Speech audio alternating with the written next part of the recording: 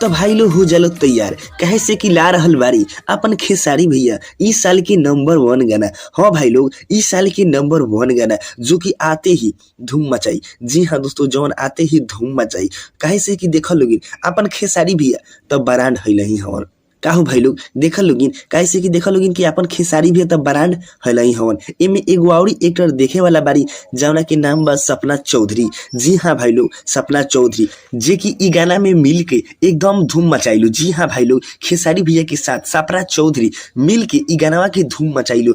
काहे से कि देखल लोगिन सपना चौधरी पंजाबी एक्टर है। जी हाँ भाई लोग सपना चौधरी पंजाबी एक्टर है और खेसारी भैया छपरा के छौड़ा बिहार के लाल हवन। हाँ भाई लोग छपरा के छौड़ा और बिहार के लाल हवन यही से हमनी के बहुत ज्यादा खेसारी भैया से प्यार करीला जा।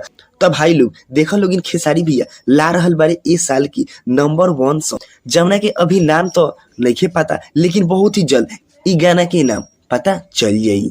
काहे से कि भाई लोग देखा लोगिन खेसारी भैया और सपना चौधरी के छोटा सा क्लिप कितना वायरल हो रहा बा। जी हाँ भाई लोग कितना वायरल हो रहा बा छोटा सा क्लिप तो समझ सकेला लोगिन कि जब सपना चौधरी और खेसारी भैया आपस में टकराइलू तो का बवाल हुई। जी हाँ भाई लोग का बवाल हुई। तो भाई लोग हमरा के कमेंट कर लोगिन कि ई गाना कितना तबाही मचाई। हाँ भाई लोग हमरा कमेंट करके बता दो लोगिन कि ई गाना आते ही कितना धूम और तबाही मचाई। तो हो जी है लोगिन तैयार काहे से कि खेसारी भैया लाइव वाला बारन काफी बवाल धमाल गाना।